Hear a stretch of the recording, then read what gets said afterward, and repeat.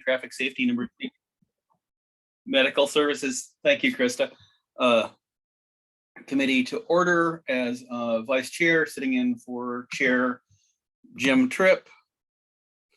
Patty, if you could take the role of people who are here and keep track as more people come in, if they do, that would be great. I will call that the call of the roll. Approval of the December minutes. Do I have a motion? Thank you, Scott. Motion by Scott. Do I have a second? Second by Chad. Motion. Any discussion on the minutes?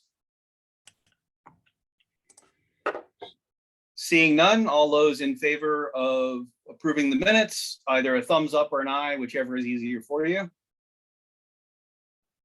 Aye. Any in opposition? Motion passes. Public comments. Dustin, do we have any public comments? None that I'm aware of. All right. Moving on from that, we will go straight into the traffic safety reports. Start with Chad. All right, good morning. I'll go through our 2022 construction projects that we have on deck here. We got quite a few between the state program and the local program here in the county, so be a busy year. First project, we got Highway 64 culvert replacement east of the 25 North intersection. It's a 10-foot by 6-foot high box culvert. We're going to stage it half at a time with temporary signals. I don't have a start date on that yet, but it has been bid. It's a 55 working day contract, so probably that 2 to 3 month time frame sometime in the summer, I'm guessing here. Second project is Highway 12, the Wilson Creek Bridge replacement just west of Knapp. We're going to construct a single lane temporary bypass on the north side of the bridge to help handle traffic, and we're going to control that with temporary signals. We're also going to reroute the I-94 alternate route down 128 to 29 to 25. Hopefully we don't need to use that. We got a pre-con scheduled here at the end of March, and the start date on that is going to be April 4th. Completion date of September 30th, or not, sorry, July 30th. Next, we have Highway 25 from the Red Cedar River to 490th Street or 28th Avenue on the south side of Menominee. That's going to be a 2-inch mill and a 3 1/4-inch HMA overlay. We're going to add a right turn lane at the 308th Avenue intersection. We got some culvert work, beam guard. That work's going to be done all under flagging. That project was just bid here in March. We're waiting to award that. Hopefully we can. Another 2 to 3 month construction time frame. Next we have Highway 12 in the city of Menominee from 6th Street to 21st Street. We got an 1 3/4-inch mill and grind of the concrete pavement, and then a 2-inch overlay. We're going to go from the 4-lane undivided section to the 3-lane with the center turn lane. We're going to close access at 5th Avenue to kind of streamline some of the traffic flows through there.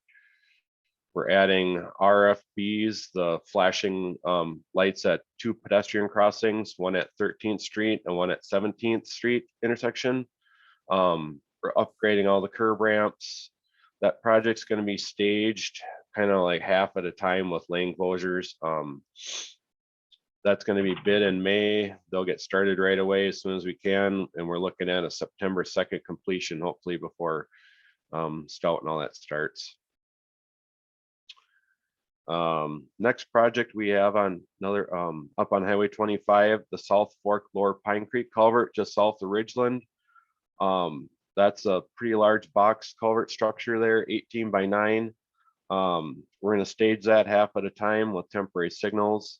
That's another Maylet, so we don't know much on that yet. 65 working day contract, so I would anticipate that sometime during the summer here. That's it for the state work. We have 3 projects on our local, through our local program. I'll touch on them a little bit if Dustin wants to chime in. If he knows a little more too, he can.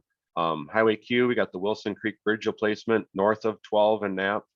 That's going to be constructed under a detour, a 40 working day contract, and it sounds like that's going to start probably the end of June. County Trunk K, we have the Flayton Creek Bridge replacement in Connorsville. That's going to also be constructed under a detour, signed 64 to P to A. They're looking at a mid-May start right now, 50 working day contract. And the last, we have a project on H from double H to M, 6-inch pulverized and relay with a 4-inch HMA overlay. There's some culvert work, grading, intersection work. That one's also done under a detour from M to 29. That one's going to be bid in May and a 60 working day contract. That kind of wraps up what I have for construction. On the safety side of things, we are continuing with the possible safety project at the intersection of 29 and H/906th Street. We've completed our phase 2 intersection control evaluation. So we're trying to narrow down an alternative that we're going to bring forward. We're looking at kind of a combination of a J turn and possibly some turn restrictions there. We don't know for sure yet, but we're going to have a PIM here, I think in the next month or two. So then once we get through that process, then we'll determine what we're going to do there, and I'll report back once I know more and when we're going to submit that for a project. So that's all I have. Anybody got any questions? Thank you, Chad. Any questions? All right, then moving right along, Rick. Hey, I sent everybody the information. I'll just briefly go over a few of the things. Statewide numbers not looking so good. 95 fatalities so far this year compared to 76 last year. Not starting out the year in a good way at all here. I got the county crash numbers in there. You can see crash numbers are up a little bit from 2020, but I think a lot of that is just people are moving a lot more. When we take a look at the fatals for last year, I just compared the percentages of crashes related to things like alcohol, safety equipment, etc.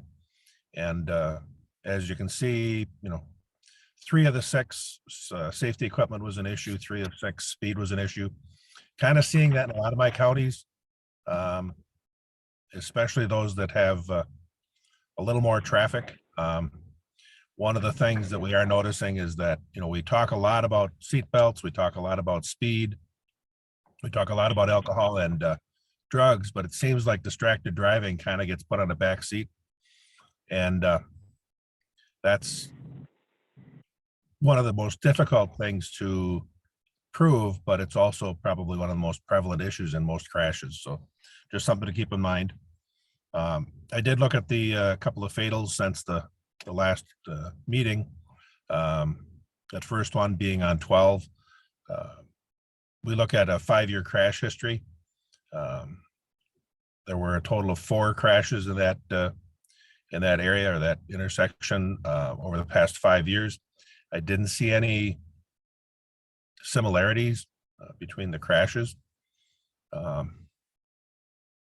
then the one on Q and N, that was the only crash at all in the past 5 years. Mobilization's coming up, not a whole lot until actually Memorial Day. But keep in mind, April is distracted driving month nationwide. So there'll be some campaigns coming out about that.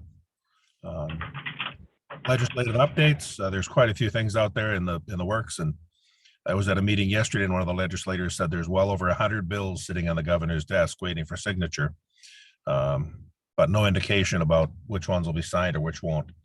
2 that did come up that do affect us. One is traffic violations in emergency response areas.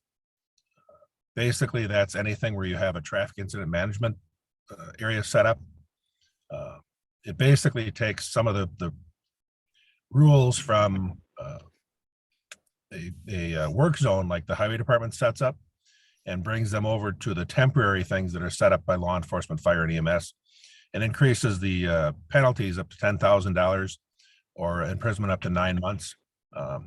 It also prohibits the use of a wireless cell phone or telephone while operating a motor vehicle in any of those areas. It's everything from technically a squad car that pulls over a vehicle or a tow truck that is assisting a motorist all the way up to your injury crash with fire EMS and everybody on scene. So it's a thing for enforcement. And then secondly, the governor did sign a bill on March 11th, allowing local municipalities to set up a speed limit for ATV and UTVs. Prior to this, if you were on a county road where a car could go 55, then according to state law, you couldn't set a lower speed limit for an ATV or UTV. Now you're able to do that as of March 11th. Excellent. Then there's a little bit of information in here if any of the schools or law enforcement are interested in the fatal vision goggles. We have the marijuana ones and opioid ones that were part of a partnership with AAA. We have, I think, 4 or 5 sets. Right now, I believe most of them are out, but if anybody is interested, let me know. The idea would be we would get them to you and hope that they would be used not necessarily just in the schools, but they would use them for 2 or 3 months, and then they would be picked up. So you'd have quite a bit of time to utilize them. They don't work real well for a public event because there is a little background that you have to have with them. Because the initial talk was that they might, the state patrol was talking about maybe using them at the state fair. The problem is if you don't give the background to them, you kind of lose any true understanding of it. So for now, we're hoping to use them just for schools and other groups. One of the updated features for community maps coming up is they're adding ATVs as a flag. Currently, it only takes the DT 4000 and pulls it from a crash report, which would be vehicles involved. It would be an ATV, UTV involved in some other automobile or something. We're hoping to pull in the DNR reports so we can start getting a little better picture of where the crashes are happening. And then lastly, BOTS, the Bureau of Transportation Safety, funds the Wisconsin DRE school. There's one coming up in October. Steve Krejci just recently retired from Milwaukee PD, and he's been the statewide coordinator for quite a while. He told me there are still openings. You have till July 1st to apply. And either this class or the one in the spring, they currently fund the officer who's attending. They pay their wage and stuff. Steve told me that they have funding to pay for the, I guess you'd call it backfill. So if you send an officer or a deputy to the DRE school, they reimburse you for that. But then if you have to hire a deputy to fill that person's shift because you're shorthanded, BOTS funding would also cover that. So I know there's issues with staffing, but at least if you're looking at sending someone, makes it a little less of an issue if you actually get fully compensated for it. So, and then I'll get the information out for I think it's in March for the next one. But if you're interested, the information is in there and get a hold of Steve. That's all I have unless there's some other questions. Great. Thank you, Rick. Any questions? I don't have any questions, but I just want to add on to what Rick has mentioned. So in legislation, it has currently passed that we as municipal vehicles can utilize green lights on our trucks, green flashing lights. The governor hasn't signed it yet, but it's pretty much sounds like it's going to happen. So we are able to use green, amber, and red on our municipal vehicles.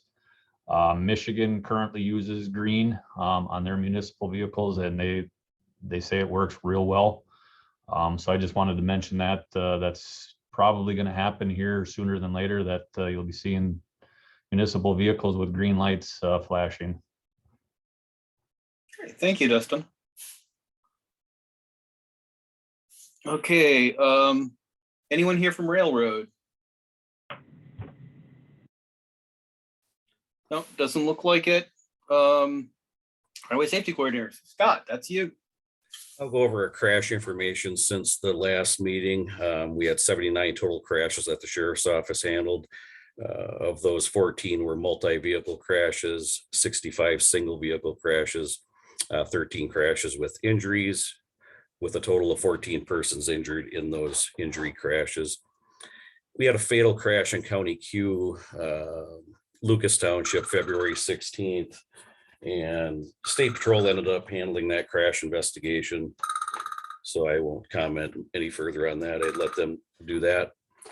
We're getting back to the crash at K and US 12 that Rick referenced. We did get the blood back on that, and the fatal operator that was southbound on K that did not stop at the stop sign would be noted for driver's condition, as there's Delta-9 THC in his blood. So there was some speculation that the fog had some impact on that crash, but we had a witness right there. And as we headed to that crash, the fog had cleared. It was very clear at that time. So we will be participating in the speed grant through BOTS June, July, and August this year. Otherwise, that's all I've got. Great, thank you, Scott. Any questions? All right, Dustin, Highway Department, and I will note that Dustin is now our Highway Commissioner in full as of Wednesday and not just interim. So congratulations. Thank you. So yeah, I'll go over our projects that were scheduled to complete here in 2022. So we're going to start with our County Road Q project, just north of Downing on Highway 170. There's about a 1 mile stretch that we still need to complete there.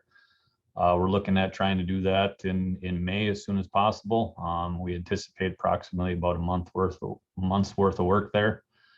Our second project is going to be County Road V from 770th Street to 1330th Avenue in the town of Sand Creek. There's about a 3 mile stretch of road that we're looking at completing probably from the June to August timeframe. And then our last project is County Road Z down by Downsville from County Road C to C. Approximately 4 miles of stretch we're looking at doing there. We're looking at starting that probably in July through probably snowfly in October-ish. So that's a fairly large project. That is a very outdated road that we unfortunately have to take time to put some time and effort into it. So we are looking at, like I said, right around that July timeframe to start that project.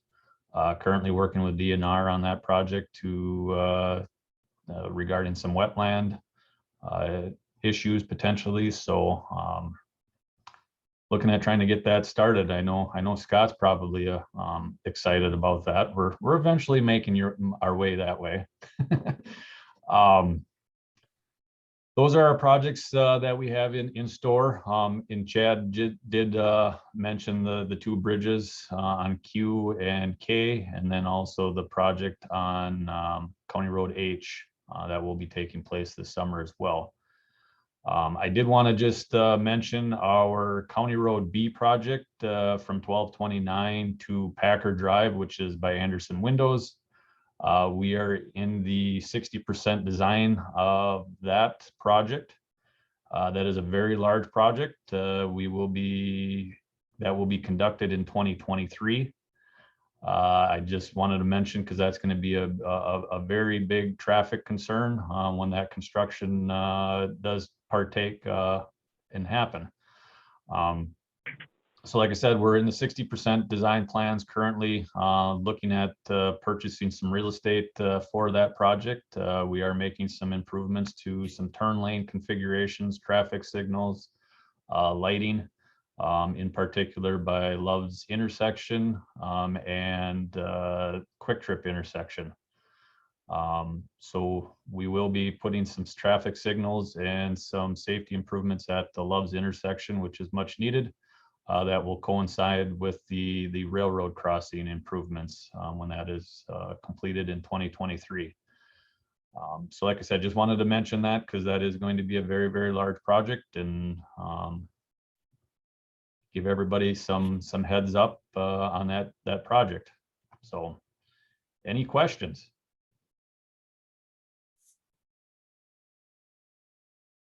Doesn't look like it. Thank you, Dustin.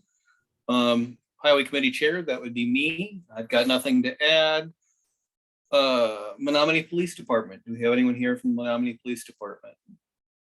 Doesn't look like it. On to Wisconsin State Patrol. Sergeant, if you would.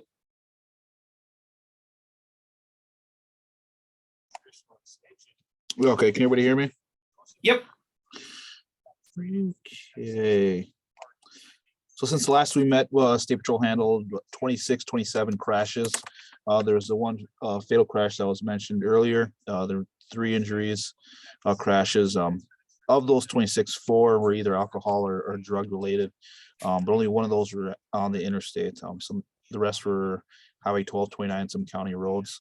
I want to say majority, but later on this period, when we have those weather events, that's where a majority of the crashes we handled occurred. And I believe there was even a handful or so on Tuesday, which when I ran the numbers didn't show up yet. So it might be a little bit higher than that, just into the western part of the county. As for that fatal, that was back on February 16th. Essentially, there's 2 vehicles involved. The vehicle that with the traveling downhill lost control and struck, crossed the line and struck the vehicle head on with that driver that one that crossed and lost control, suffering severe fatal injuries. There's no impairment or anything believed in that. It was a matter of just road conditions, maybe something with the driver's ability to maintain control of the vehicle going down the hill on the slightly icy road. I believe there was some salt and sand that had just been put down and occurred right before 8:30 in the morning on the 16th. As for the mobilizations, if they're generally every year, we'll be doing our click or ticket coming up here as summer begins. We've also been doing some ASU aerial speed details in that Knapp Hill area of the county. We do have 2 more coming up, one next weekend and then another one in end of April. Those are straight time, just regular speed details we'll be doing, but we will have some bots. Grand details we'll be doing also during the summer, probably approximately 3 to 4. As in for predictive analytics through these months coming up, the crash data is showing us 2 areas that I'm going to be assigning some of our troopers to kind of work when they have those shifts scheduled. West side of the county is going to be pretty much between Highway 12 and Double B and 390th to O, and then on 94 from milepost 35 to 40, that general area there. And then on the east side, that 2994 interchange, that includes parts of 1229 from 765th Street to H near Elk Mound, and then obviously on the interstate from 50 to 55. That's all I have. Great, thank you. Any questions? Seeing none. On to DNR. Do we have anyone from the DNR here? I'm not seeing them. All right. School administrators. Bill. Hey, good morning. I just saw the email with the new link, so I apologize. I slipped in at the last moment. I don't have a lot to report. Dunn County SWAT team ran a training at our school last night, and I think at Elk Mound as well. So facilities are always open to any law enforcement that want to train, but other than that, I really don't have anything to add. All right, thank you, Bill. Any questions for Bill? All right, Dunn County Board Representative, that would be me or Jim. I can't think of anything relevant to add at this point. So, community member, Ryan. Nope. Switching over to the medical emergency side, Red Cross. Nope. First responders. I'm pretty sure nope. All right. Mayo, Mary. Hello, good morning. Morning. Sorry I was late, but it sounds like you guys got a little bit of a late start as well. I did send my report. I don't know if you want me to share my screen and show it, or just want me to talk through it if people got it. Yeah, I think just talking through is probably. Sounds good.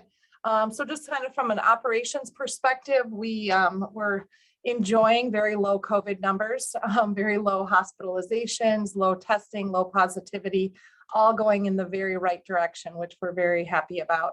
Our hospital, however, still continues to be very busy, and we are going to be looking at considering reducing or minimizing our restrictions on the visitor policy. So that I think will be a welcome change as well going forward. We still are requiring masks on campus for all visitors, patients, and staff. And we have lots of recruitment challenges. So if you know any RNs, patient care assistants, or lab techs, we need them desperately. So, and you just don't make those people overnight. So those are some huge challenges for us right now. We are using a very few number of travelers, but we still have vacancies, and that's what makes it difficult for us to take care of the patient demand, is just having the staff to do that.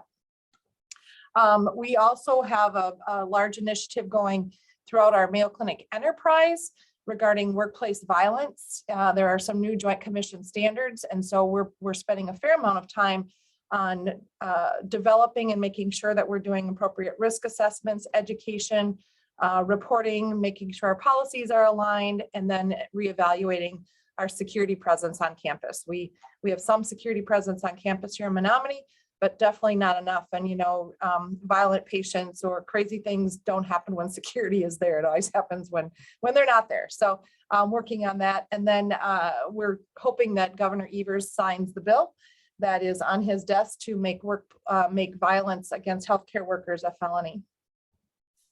And then just lastly, construction projects, our lower level lab remodel redesign is underway. That's just under $1 million project.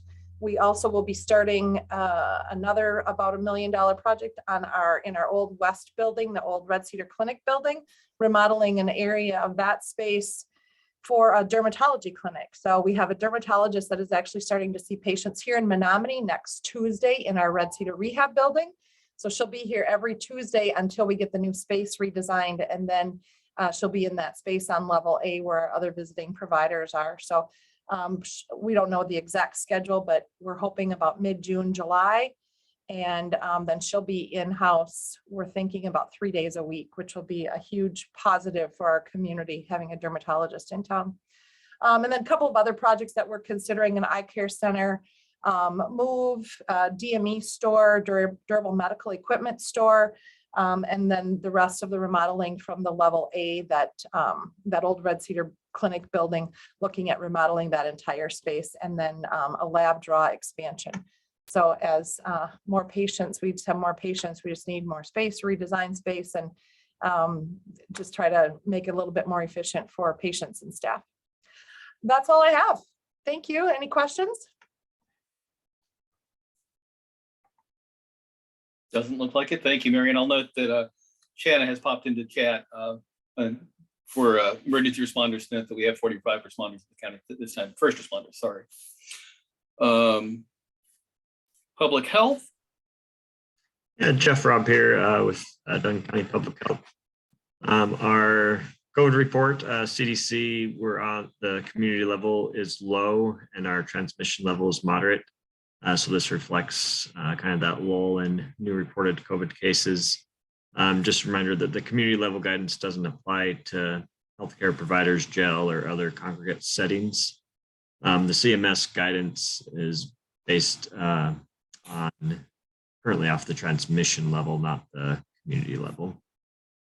Treatment for active COVID infection, including antivirals, are increasing in availability and are currently outpacing our current demand. Non-COVID report. So in Wisconsin, we had 3 Wisconsin pediatric influenza deaths reported this week. And we continue to offer flu shots here at the health department. St. Croix County is working with CDC on a cluster of blastomycosis infections. It's a fungal infection found in soil. So they're working through that. And the health department is beginning to return to pre-pandemic programming, which is a breath of fresh air. So any questions? I'm here to answer any. Doesn't look like it. Thank you, Jeff. Disasters, Melissa. Hi there. Thank goodness, no disasters to report. About the only thing that we would like to bring to anybody's attention that's interested is we worked with the Colfax EMS director, Don Knutson, to schedule the traffic incident management enhancement training.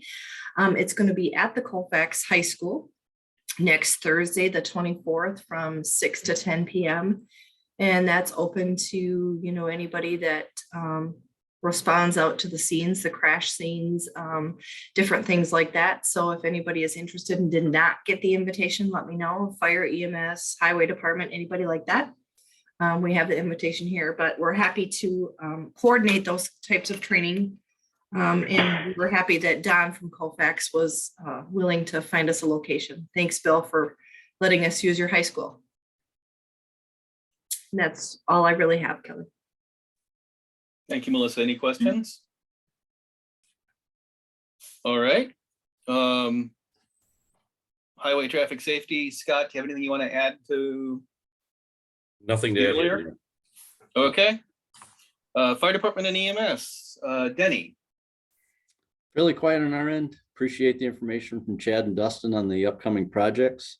For us getting around them and obviously dealing with the crashes that result due to the construction.